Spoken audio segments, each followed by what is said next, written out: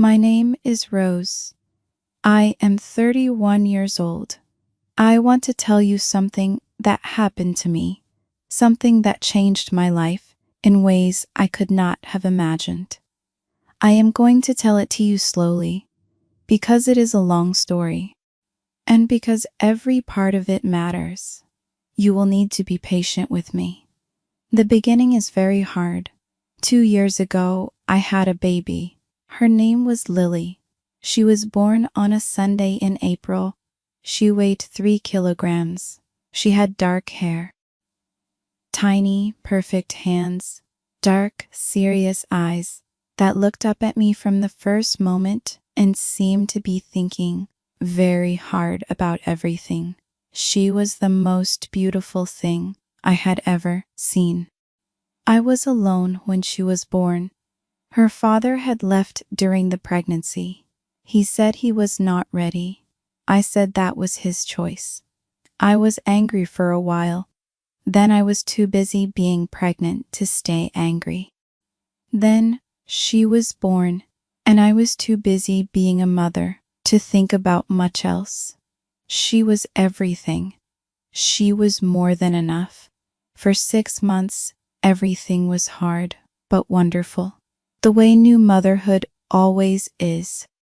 The short sleeps, the learning to understand what each different cry meant, the first smile, the first laugh, the first time she grabbed my finger with her tiny hand. I had a routine, feeding, sleeping, small things that made up a whole, complete world. On a Tuesday morning in October, I put Lily in her carriage and walked to the pharmacy 2 streets from our building. It was a short walk, 10 minutes. I went inside the pharmacy. I parked the carriage near the entrance. I went to the counter. I got my prescription. I was inside for maybe 5 minutes. When I came back out, the carriage was there, but it was empty. Lily was gone. I cannot fully describe what happened inside me in that moment. Something went wrong with my thinking, like a machine that suddenly cannot do what it is supposed to do. I looked at the empty carriage. I looked up and down the street. I called her name, which made no sense. She was 6 months old. She could not answer. But I called her name anyway, over and over. I ran back into the pharmacy. I was screaming by then. The pharmacist called the police. They came in minutes. They were kind and organized. They asked me questions. I answered as clearly as I could. What time? What was she wearing? Did I see anyone near the carriage when I went in? I had not noticed anyone. I had looked at her once before I went to the counter, and she was fine. 5 minutes later, she was gone. The search began immediately. The police looked at security camera footage from the pharmacy and the street. They found footage of a woman pushing the carriage away down the side street. The footage was not clear. The woman wore a dark coat and a scarf. She walked quickly but not running. She looked like she knew where she was going. The police searched for days, then weeks. They found nothing more. The months after Lily disappeared were unlike anything I can describe in words. There was grief, but it was a different kind of grief. She was not dead. Someone had her. I did not know if she was safe. I did not know if she was being cared for. I did not know if she cried for me, and no one came. These thoughts lived in me every hour of every day, and I could not make them stop. My parents came to stay with me. My mother almost never left my side. She cooked, she cleaned, she sat with me when I could not sleep. My father worked with the police directly. He hired a private investigator. The investigator found some leads. Some turned out to be wrong. Some led a little further, but then stopped. Lily had simply vanished into the city as if she had never been there. 6 months after she disappeared, the private investigator told us he had found a possible lead in another city. A woman matching the description from the security footage had been seen there. A woman with a small baby girl. He said it might be nothing. He also said it might be something. My father flew there with him. They searched for 3 days. They did not find Lily. They found a woman with a baby who was her own baby. 1 year passed. The police case was still open, but moving slowly. There were fewer calls from the investigator. The leads had dried up. My mother talked carefully about the idea of getting more help. She meant a therapist. She was right. I went. The therapist was a woman named Dr. Kim. She was very gentle. She did not try to make me feel better. She just helped me keep going. I worked part-time at first, then more. I worked in a social services office. I helped families who were in difficult situations. I had taken the job before Lily was born because I believed in it. Now I went back because staying home was harder than being out. Being useful was the only thing that made the hours bearable. 18 months after Lily disappeared, a woman came to our office. She had an appointment with one of my colleagues. She was there to discuss her housing situation. I saw her briefly in the waiting room as I walked through. She was sitting with a small girl on her lap. The girl had dark hair. My heart did what it always did when I saw small girls with dark hair. It contracted sharply. I looked at the small girl as I passed. The girl looked up at me, and something happened, something I cannot explain rationally, something that went beyond thought. The girl looked at me with dark, serious eyes, eyes that seemed to be thinking very hard. Eyes that I had looked into in a hospital room 18 months ago and thought were the most beautiful thing I had ever seen. I stopped walking. I stood in the hallway and stared. Then she looked at the woman beside her. The woman looked up at me. I looked at her. And then a second strange thing happened. I saw my own face. Not exactly, but nearly. The shape of the eyes, the line of the jaw. Very similar. Similar enough to stop your breathing. I stood completely still. The woman's name was Diana. She came to our office because she was in a desperate situation. She had lost her job. She was alone with a child. The child's name was Lily. Not a coincidence. The child's name was Lily. I found this out when I asked to see her case file. I stood at my desk holding the file, and my hands were shaking so hard I had to put it down. I did not go to the police immediately. I needed to be sure. I needed to be calm. I called my mother. She sat with me while I tried to think clearly. She said I needed to speak to the woman Diana. Directly, she said, I needed to see the child again, up close. She said we needed to be careful. If I was right, this was the most important moment of 2 years.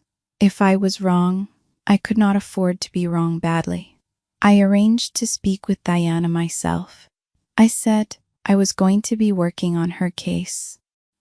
I sat across from her, and I looked at her closely. She was very thin. She looked exhausted.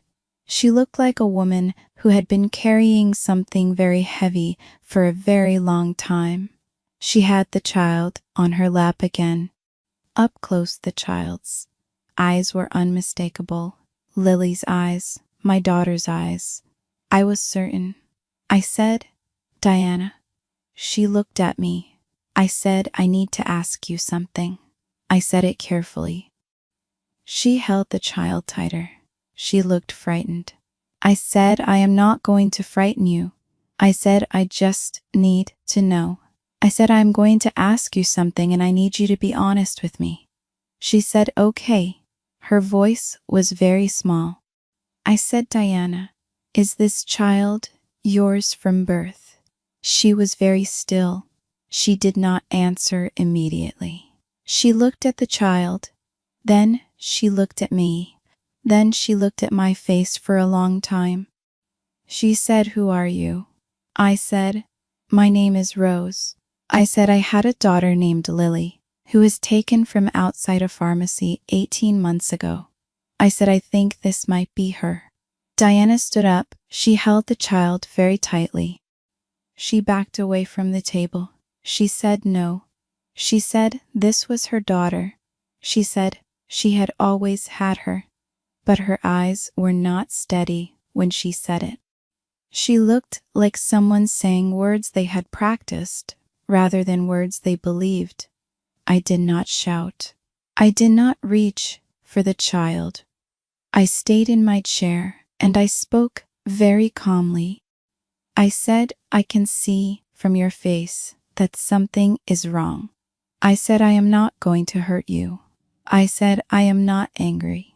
I said, I am a mother who has spent 18 months not knowing if her baby was safe. I said, if you know anything, please tell me. She was crying by then, silently holding the child and crying without making a sound. The child patted her face with one small hand. She sat back down. It came out in pieces. She had been in a very dark place 2 years ago. She had lost a baby, her own baby. Born too early, the baby had not survived. She had been broken. She said she had not been thinking clearly. She said she saw the carriage outside the pharmacy and the baby inside, and she did not plan it. She said she just took her. She said she was so sorry. She was so sorry. When she finished, I said, Diana, I need to ask you one more thing. I said I need to ask because of your face and because of the child's face. I said, are you adopted? She looked up. She said yes. She said she had been told her birth mother was very young. She said she had never searched for her birth family. My mother and I had a DNA test arranged within 2 days. It took 10 more days to get the result. Those were the longest 10 days of my life. I visited Diana and the child twice during those 10 days. Diana stayed in the city. She had nowhere to go. She cooperated with everything. She was frightened.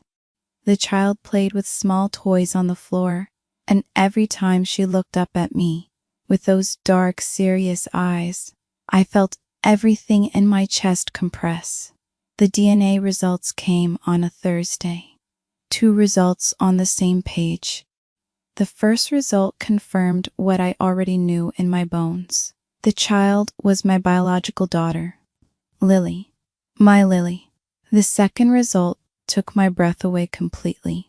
Diana and I were biological half-sisters, same birth mother, different fathers. She had been given up for adoption as an infant. I had been raised by our birth mother.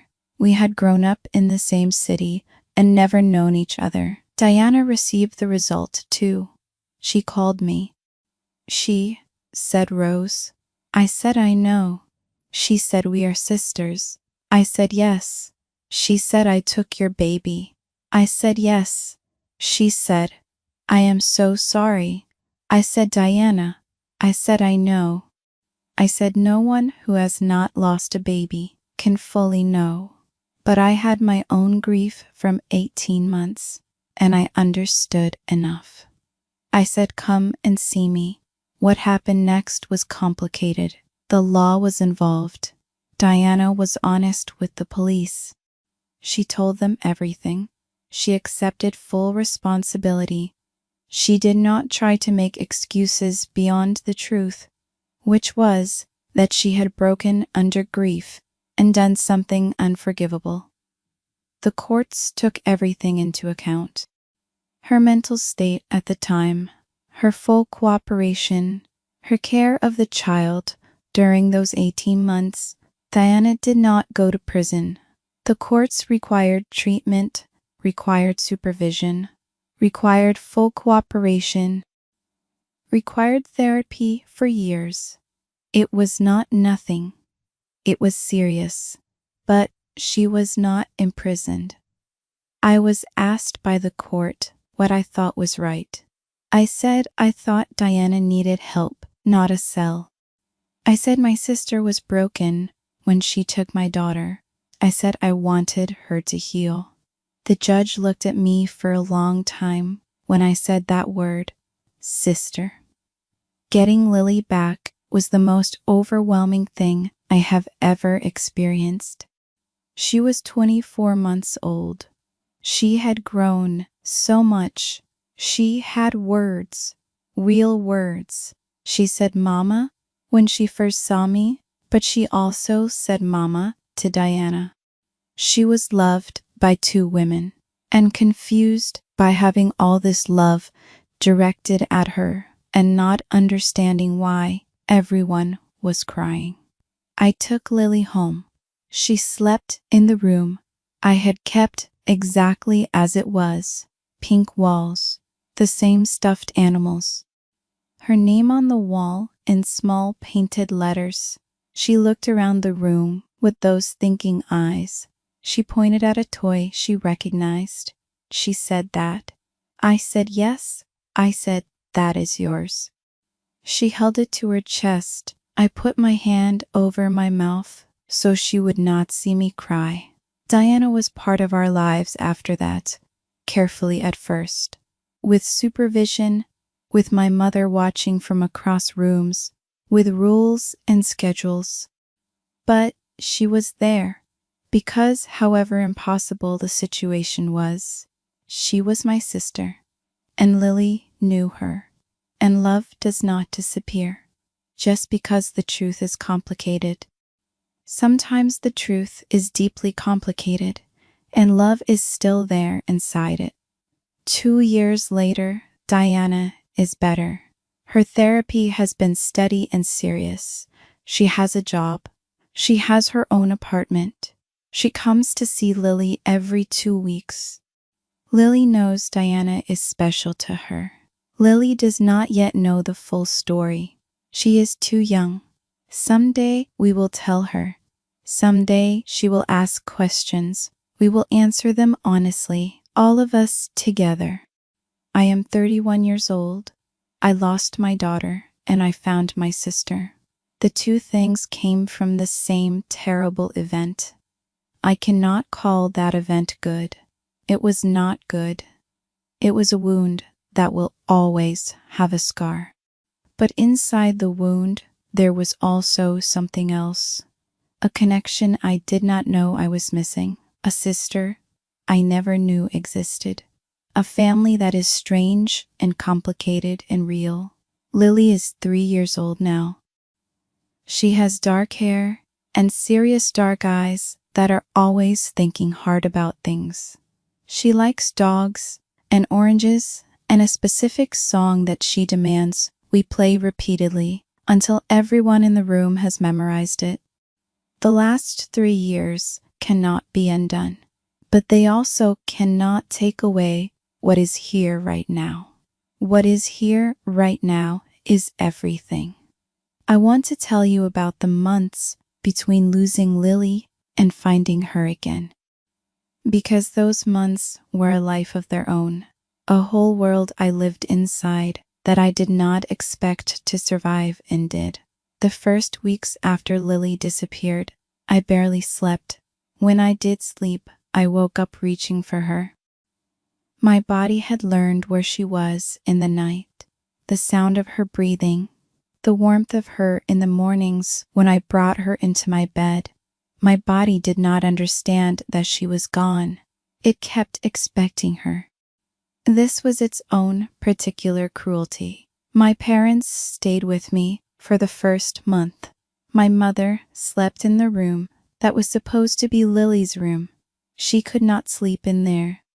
She told me afterward that she sat on the floor of that room many nights and talked to the stuffed animals on the shelf.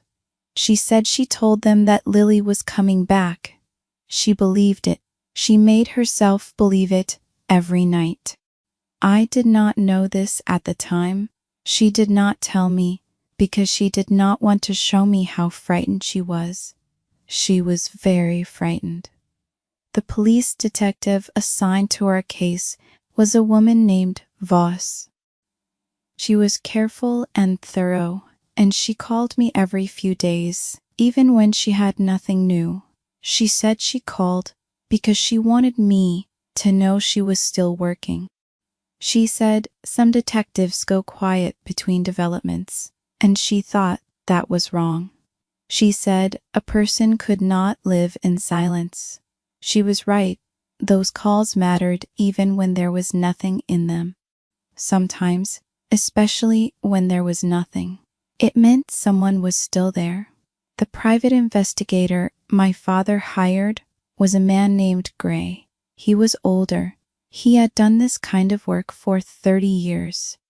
He sat across from me in my parents' living room at the beginning and said, "Mrs. Rose, I am going to tell you the truth about this kind of case." He said most taken children are found. He said the statistics were on our side.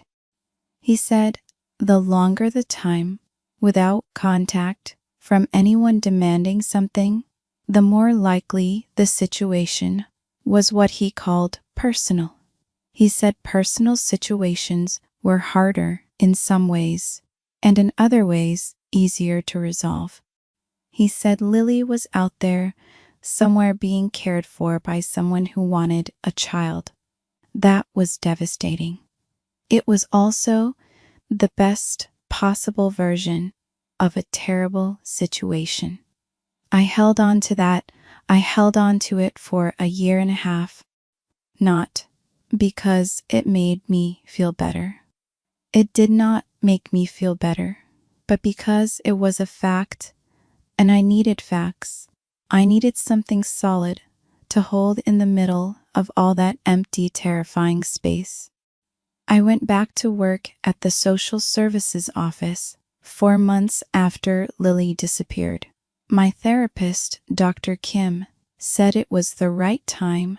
She said I needed structure and I needed purpose. She said the work I did there helped people who were in difficult situations. She said doing that work would not replace what I had lost, but it might help me carry it.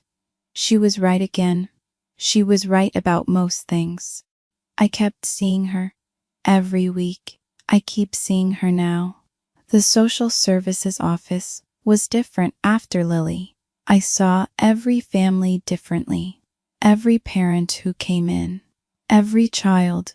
I paid attention in ways I had not paid attention before. I noticed things, the way a child held a parent's hand, the specific particular sound of a child's laugh.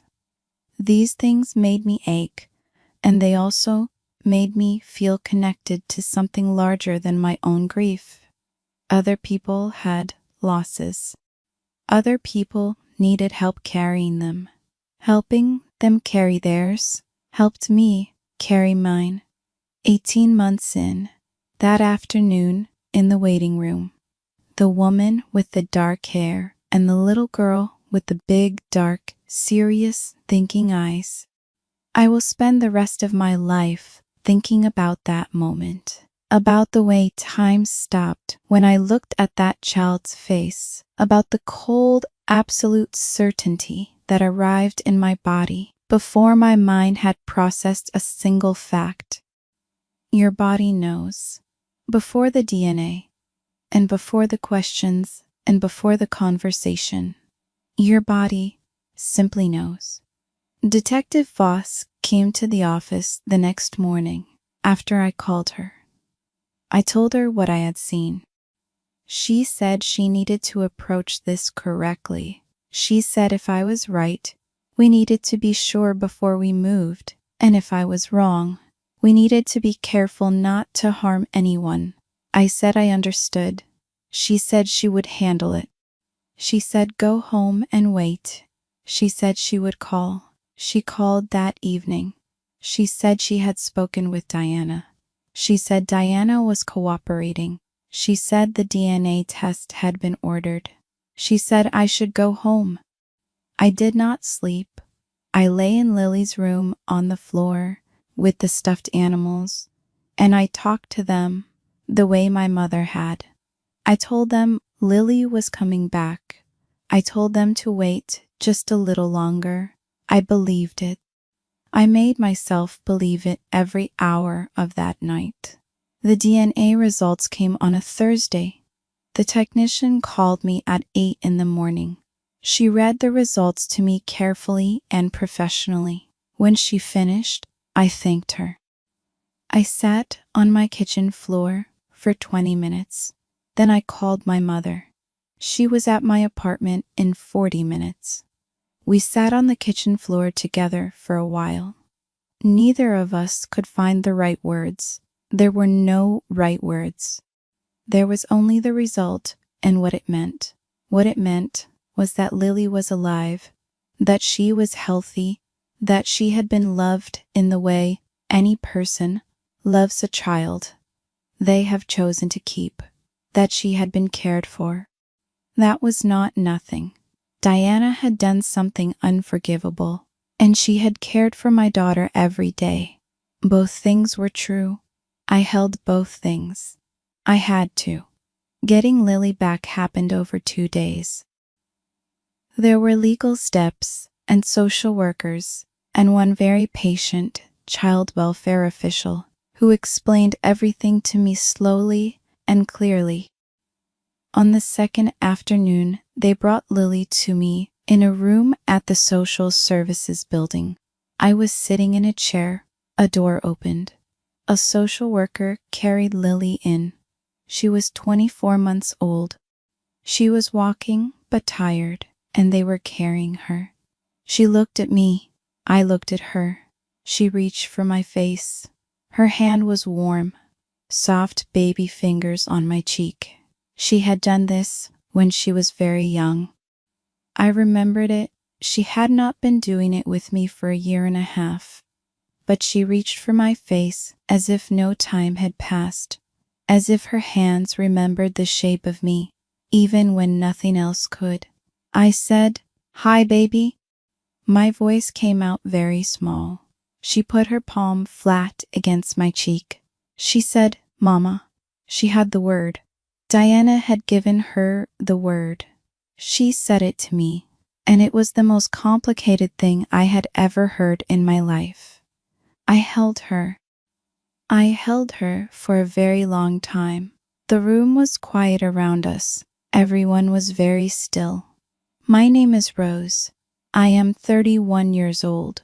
My daughter Lily is 3 years old. She likes dogs and oranges and a particular song she demands on repeat. She has dark hair and dark, serious eyes that are always thinking hard. She is exactly herself. She has been home with me for 1 year. Every morning she wakes up and says, "Mama," and I say, "Good morning." And she thinks about this for a moment, and then she decides what she wants for breakfast.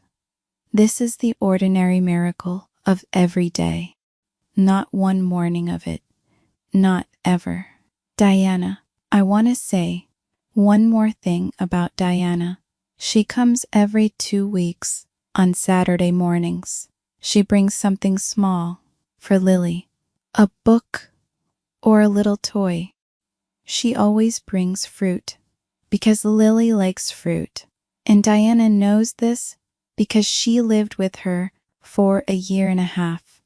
She knows things about Lily that I missed. She knows which sound Lily made when she was hungry.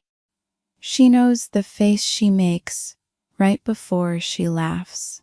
Diana gave me these things. She told me all of them in careful detail in our early meetings. It was very hard to receive, to sit across from the woman who took my daughter and let her tell me about my daughter's first year and a half. It was the hardest thing I have ever done. But I did it because Lily deserved to have both of us know her completely. And because Diana is my sister, this is a fact that does not become less true because it is complicated. My therapist, Dr. Kim, has been remarkable through all of this. She said something to me once that I think about often. She said, "Rose, you are not required to feel only one thing about any of this." She said, "The brain is not built for only one feeling." She said you can be furious and grateful and heartbroken and relieved and confused and loving all at the same time. She said that is not weakness. She said that is just the truth of a complicated thing. That is my life. Now, a complicated, beautiful truth. My daughter is home.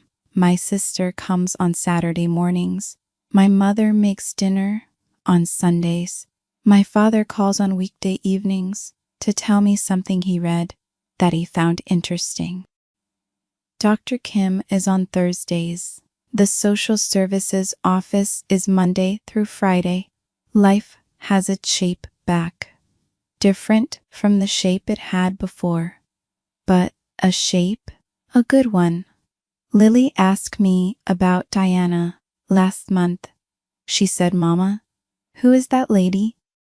I said, "She is someone who loves you very much."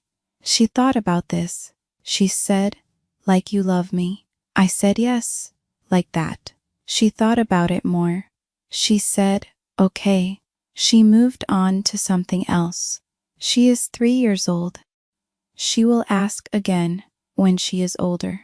I will have a longer answer ready for her, an honest one, a careful one. She deserves the truth told in the right way at the right time. I am 31 years old. I lost my daughter and I found my sister and I got my daughter back and I am still standing. The standing was never guaranteed. Many days I did not think I would manage it. But here I am, standing, moving forward, making breakfast every morning for a small person with dark, serious thinking eyes, who likes dogs and oranges, and a song she demands on endless repeat. I make the breakfast. Every single morning, I look at her face and I am grateful. Completely, without qualification, grateful for every ordinary morning. I want to end with something small, something from last week. Lily and I were in the park. She was running ahead the way she always does. She ran to a bench and stopped and turned around and shouted, "Mama, come look." I walked over. She pointed at something on the bench. It was a small beetle, a green one, very small. She looked at it with enormous eyes. She said, "Mama, it is beautiful." She was completely serious. She said it like it was the most obvious truth in the world. I looked at the beetle. I looked at her looking at the beetle. I said, "Yes." I said, "You are right." I said, "It is beautiful." She looked at it for another few seconds. Then she ran off to look at something else. A dog was coming down the path. She had already forgotten the beetle. I stayed at the bench for a moment. I looked at the small, green, shiny beetle. I thought about everything that had to happen to bring us to that bench. Every terrible thing, every long, dark month, every step of the long, slow recovery, all of it leading to this, to a small girl in a park, pointing at a beetle and saying it is beautiful and running off to find the next thing. I do not know if things happen. For reasons I do not know if there's a plan behind the hard parts. I think about it sometimes. I do not have a clean answer. What I have instead is this: a daughter, a sister who comes on Saturdays, a life that is full of ordinary mornings, a memory of a small green beetle that was beautiful. She was very small and very beautiful. My daughter said so. I believe her. My name is Rose. I am still standing. That is the whole story. I am still standing, and Lily is in the next room. And it is morning, and I am grateful. I will always be grateful. For as long as I am standing, I will be grateful for every single morning that keeps arriving.